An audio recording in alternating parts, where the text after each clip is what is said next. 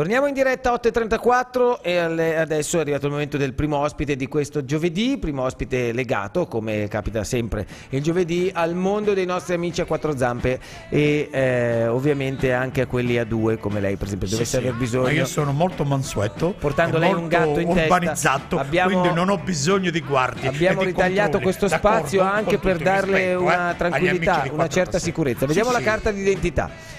Andiamo a scoprire l'ospite. Nome: Andrea. Cognome: Melis. Data di nascita: 17/3/1979. Professione: autista soccorritore. Segni particolari: protettivo. Ci mancherebbe altro, soprattutto nei confronti Buongiorno, Andrea. degli animali. Buongiorno e grazie per essere venuto e accettare l'invito. Diciamo, so che siete sempre molto indaffarati, quindi accettare l'invito è stato per voi forse un modo per chiacchierare dei vostri progetti, ma anche toglie un attimo di tempo a tutto quello che è il soccorso che date, in questo caso con un'ambulanza particolare, l'ambulanza veterinaria, che, diciamo la verità, almeno per il Sud Sardegna è il primo esemplare. Poi mi stavi dicendo poco fa fuori onda che ne esiste una a Sassari. Esatto, abbiamo saputo che dovrebbe essere più o meno simile, però insomma racconta e raccontiamo anche ai nostri amici a casa come nasce un progetto che vede un'ambulanza dedicata ai cani, ai gatti, ai roditori. Certo. Allora, intanto diciamo che l'associazione Gli Angeli del Soccorso ha dato vita a questo progetto Angeli a quattro zampe, grazie al fatto che è già un'associazione che fa sanitario e che quindi dal 2008 ha potuto dar spazio alla preparazione e alla formazione. Per dar vita poi appunto un anno fa a questo progetto Angeli a quattro zampe, che prevedeva l'acquisto di un'ambulanza veterinaria e l'allestimento di un'ambulanza veterinaria, oggi acquistata e allestita. Sì. Complimenti. Grazie, è stato un lavoro duro, non lo possiamo negare. Abbiamo comprato questa ambulanza grazie ad una raccolta fondi avviata in 5 mesi di piazze, di eventi. Caspita, quindi vuol dire una raccolta fondi anche massiccia e soprattutto certo. La generosità di chi vi ha incontrato è stata tempestiva, perché comprare un'ambulanza innanzitutto non costa poco, in 5 mesi è un record. Abbiamo riscontrato tantissima attenzione da parte vuol dire c'è una risposta da parte della società rispetto a certe problematiche, vero? Sensibilità nei confronti degli animali, questo è bello. In questo campo, che qualcuno adesso a casa dirà sì, sensibili nei confronti degli animali, poi quando vedono un barbone per strada girano la faccia dall'altra parte. A volte succede anche questo, purtroppo. Per fortuna non è il nostro caso, proprio perché venendo dal sanitario abbiamo anche quel tipo di sensibilità. Chiaramente. Chiaramente. Quindi raccolta fondi, data vita grazie ad una tessera del socio sostenitore, €1 al mese, €12 all'anno, una quota simbolica. Socio sostenitore che sosteneva appunto questa quota, dandoci €12 riceveva questa simpatica tessera che dava poi insomma diritto a partecipare ai nostri eventi, ad essere informato dei fatti, ad essere pubblicamente contattato quando c'era comunque un evento tipo una pizzata o qualunque cosa ci servisse per raccogliere dei fondi. E se il cane aveva qualche problema forse anche diritto di soccorso assolutamente. Sperando che non debba mai capitare, ci mancherebbe. Ecco, così in maniera molto profana da un punto di vista della conoscenza del vostro lavoro, però qualcuno magari potrebbe anche domandarsi, faccio questa domanda ovviamente per soddisfare magari le curiosità anche di chi ci guarda da casa, ma esistono animali che hanno bisogno di un soccorso tale da dover chiamare in causa un'ambulanza? Allora, ricordiamo che l'animale può aver necessità sempre, sia che sia ferito, ma anche che non lo sia. Mi spiego meglio. Può capitare che ci sia l'impossibilità del padrone di portarlo dal veterinario.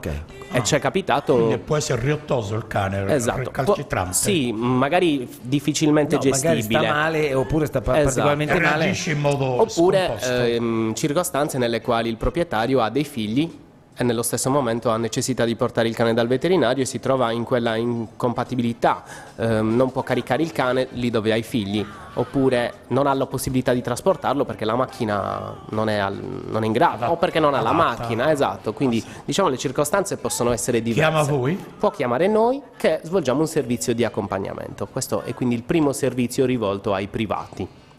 Ed è molto utile, vero? Hai ragione. In effetti copre tutta una fascia. Cose, perché in effetti ho i figli e non posso portare il cane perché non ci sta in macchina per 1000 ragioni. Anche perché il pelo, insomma. Faccio un'altra domanda sempre per soddisfare quella curiosità di chi ci guarda e ci ascolta. Ma chi vi chiama deve sostenere una spesa? No, assolutamente. Okay, queste sono cose importanti. È lasciata la sua sensibilità. È importante, esatto, essere chiari su questo fatto. L'associazione è un'associazione di volontariato, vive di offerte, quindi non può avere un tariffario, non ce l'ha, di fatto ci affidiamo a quella che è la generosità della popolazione. Purtroppo il progetto ha un costo, l'ambulanza ha un'assicurazione. Poi comunque secondo me è anche normale e giusto che se tu usufruisci, al di là del fatto che l'ambulanza sanitaria, paghiamo le tasse per essere assistiti, quindi lì già uno che si mette la mano al portafoglio e dice, oltre al fatto che sempre su questo tema dipende dalle chiamate, ma Vigili del Fuoco per esempio in alcune situazioni certo. non dico chiedono, però insomma hanno degli standard per i quali di intervento. Esatto, di intervento, per i quali non possono venire sempre e comunque gratuitamente, perché c'è gente che lavora e c'ha anche tante altre cose da fare. Comunque al di là di questo, poi ho scoperto che anche su questo tema Vigili del Fuoco con i quali ho parlato ho detto no, non si paga mai. Io sapevo che in qualche caso qualche intervento era invece di natura insomma legata a una tariffa, ma non esiste, quindi smentiamo anche questo. Però comunque il buon cuore serve anche a far stare in piedi un servizio, sostenere un progetto. Certo. Io lo trovo un fatto anche di civiltà, concorrere alle vostre spese. Dal momento, so che siete, però se mi venite incontro ho un problema, io lo trovo un fatto gioioso. Ma devo essere sincero, fino adesso appunto abbiamo riscontrato anche nella raccolta fondi il semplice euro di tutti quelli che passavano. Vi garantisco, è stata una grandissima generosità. Lo vedo un fatto positivo. Comunque per gli amici a quattro zampe si è disposti veramente a tutto, nel senso che se mi stesse male Gaia, per dire il mio Beagle, alla fine non me ne fregherebbe nulla di pagare o non pagare, cioè vorrei solo che venga soccorsa o venisse soccorsa nel primo. Ma io lo so. Oppure che stia bene a qualunque una mia amica, cifra, Matteo, insomma. Una mia amica aveva una cagnetta, è stata colpita da cancro, se non vado errato. Ha speso la cifra in tutto c'erano le lire 4 milioni per curarla. Ma per dire il grande amore nei confronti di questa cagnetta. Sono esseri viventi, sono cani, bisogna sempre pensare e tener conto che siano cani, e questo tipo di premure andrebbero ovviamente prima rivolte agli esseri umani, quindi se c'è qualcuno in difficoltà uno dovrebbe avere la stessa sensibilità, e ritorno a quel discorso di prima, perché a volte è imbarazzante, si ha più sensibilità nei confronti dell'animale che nei confronti di una persona, però a volte gli animali ti danno di più degli esseri umani, e quindi è tutto un circolo strano. Che tipo di interventi fate oltre l'accompagnamento? Allora, ci sono diverse categorie, diversi casi. Ci possiamo trovare davanti ad un animale ferito di proprietà, e quindi ferito in casa o in strada, e pertanto il proprietario ci contatta affinché l'animale venga trasportato. Può anche accadere invece un caso un po' particolare, il randaggio. Ecco, ricordiamo che il randaggio è gestito dalla ASL. Il cane randaggio anche dai comuni, no? È l'ASL di competenza che se ne occupa, sì. Quindi il primo comportamento, la prima cosa da fare è contattare la ASL, di conseguenza chiamare l'ambulanza veterinaria che se di turno interviene sul posto. Ci troviamo quindi di fronte a due casi: quello in cui l'animale abbia il microchip, pertanto con la lettura del microchip contattiamo alla ASL, comunichiamo alla ASL il microchip, e l'ASL contatta il proprietario. A quel punto il proprietario deve prendere una decisione, fare una scelta: mi occupo io delle spese veterinarie, autorizzo io i ragazzi presenti ad effettuare il trasporto, oppure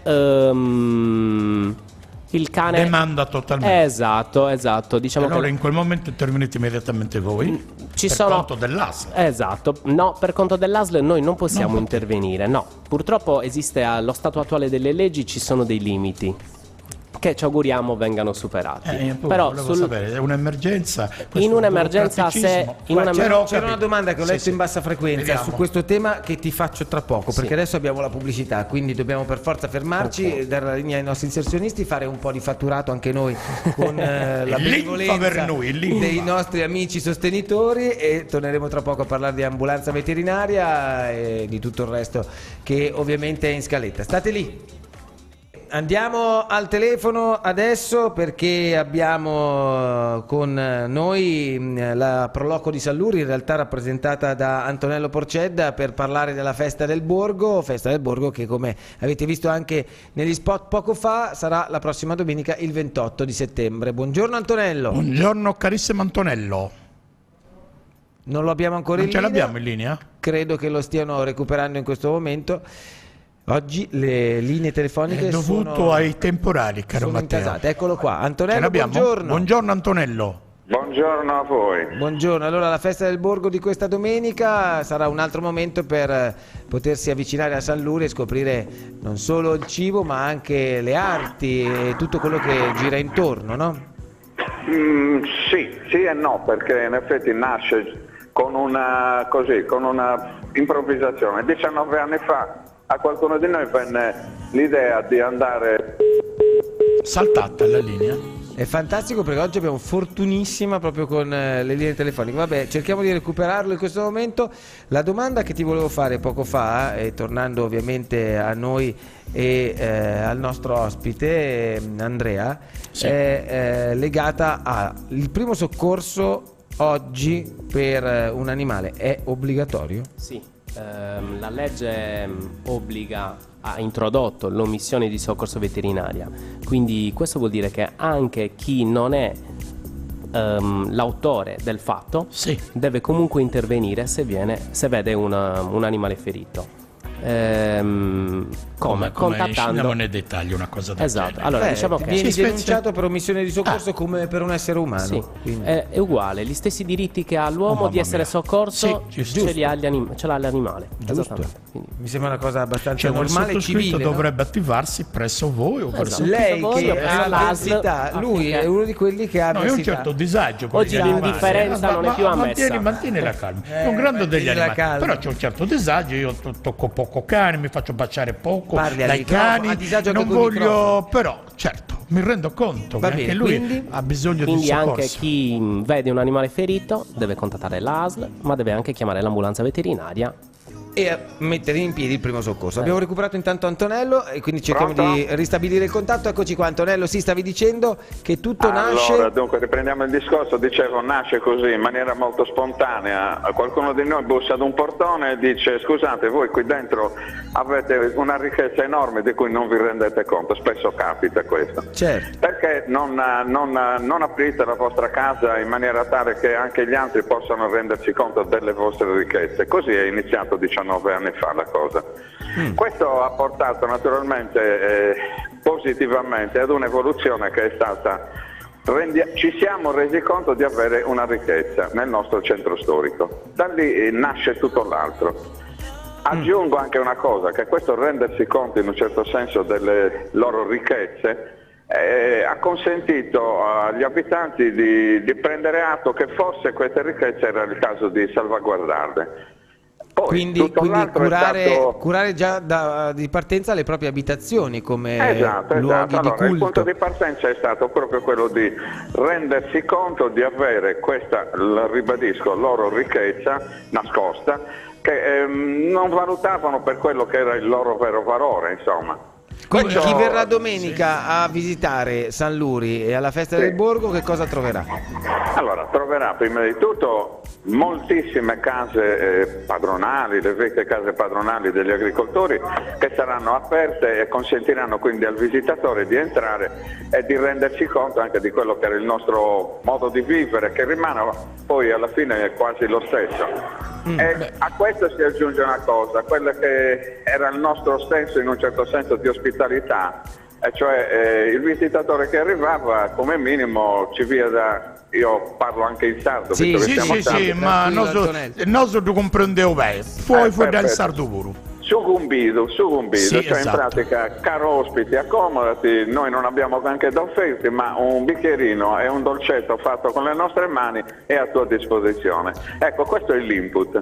Naturalmente a questo si è aggiunto poi con il tempo anche un'altra cosa, e cioè chi veniva invece da fuori, quindi gli abitanti dei paesi limitrofi e sempre più allontanandosi, hanno ritenuto opportuno anche loro farsi un salto a San Lurio e dire toc toc, guardate, ci siamo anche noi produciamo nel nostro piccolo qualcosa, le nostre ricchezze artigianali, il nostro modo di fare i dolci, il nostro modo di realizzare, ma che ne so, un coltello, e chiediamo a voi abitanti del centro storico di avere un posticino dove poter anche noi fare in un certo senso la nostra promozione di quello che produciamo anche noi. E quindi il borgo è diventato sempre più largo, sì, Antonello. Ma voi... Non ho capito. Dico, il borgo è diventato sempre più largo. Il borgo è diventato più largo da quella parte iniziale, appunto, che vedeva soltanto, come ancora oggi è, le case degli abitanti aperte, è diventato anche le strade hanno cominciato con l'accogliere anche gli ospiti che da fuori venivano. Bene, per mostrare appunto. Ma voi io conosco molto bene la vostra cittadina e il centro storico è letteralmente un gioiello, talmente restato gioiello che oggi andare lì è come tornare indietro nel tempo. Io c'ero 3 mesi fa, sono andato anche per altre cose, mi sono trovato negli anni 50, il centro storico mantiene tutta la freschezza genuina delle tradizioni di lavoro degli anni 50. Avete un castello bellissimo. Poi il castello noi parliamo. Io e il DJ Fabietto abbiamo cenato all'interno di quel castello. Qualche tempo fa c'era anche un locale, che avevano un locale, insomma una parte che faceva anche sia da mangiare che da bere, una sorta di piccolo bar all'interno del castello.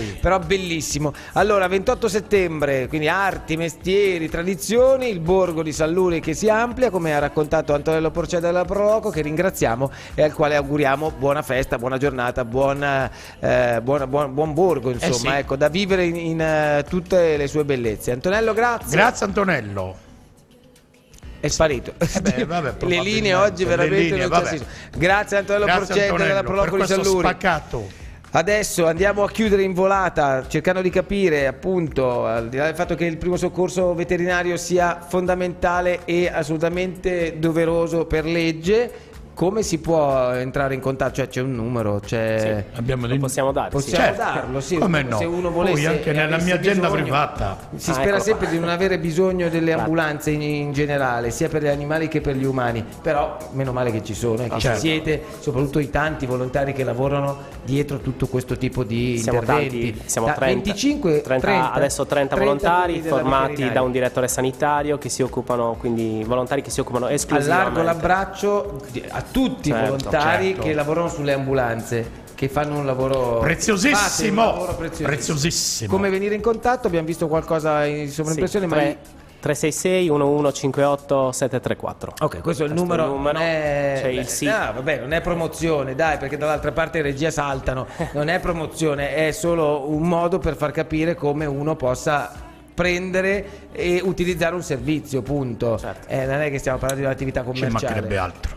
Se no dobbiamo un attimo rivedere un po' i concetti e i parametri. Stiamo parlando di un servizio che serve alla gente per trovare ristoro da un punto di vista proprio del star bene o star male, tutela, è un po' tutto, e del soccorso, appunto. Va bene. Allora, detto questo, l'ultima cosa che ti chiedo: tu sei del 79, come diceva la carta d'identità, sei molto giovane. Da quanti anni è che fai il volontario? Da tanti. Ho iniziato a 18 anni presso un'associazione. È un filone che in famiglia hai perseguito perché qualcun altro già lo faceva? Mamma infermiera. C'erano dei retaggi familiari. C'è, diciamo, la croce rossina in lui, famiglia, o il croce rossino che in famiglia comunque... Ho qualcosa di sensibile, esatto. L'avevo preso. Bravo, sei così anche con le donne? Sono sposato con dei figli. E quindi sei sensibilissimo. No, è molto corretto. Già sposato pure. Ha fatto tutto molto in fretta. Bravo Andrea. Grazie e complimenti per questo progetto. Ambulanza veterinaria, sperando uno non ne abbia mai bisogno, ma qualora fosse, da oggi, e anzi non solo da oggi, da venerdì scorso in realtà esiste anche questo servizio. Grazie per averci raccontato. Noi torniamo dopo i due dell'abitacolo.